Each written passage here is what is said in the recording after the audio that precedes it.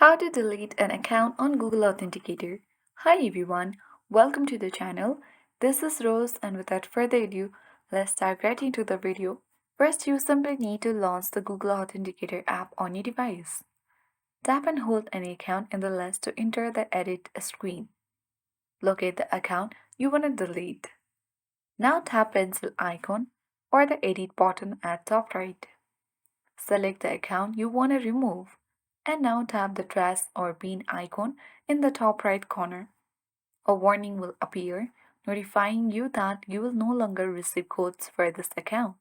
If you are sure, you need to tap on remove button and then your account on Google Authenticator will be deleted. That's it. You will successfully remove the account from Google Authenticator.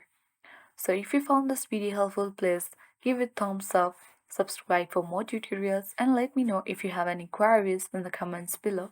Thanks for watching and have a great day.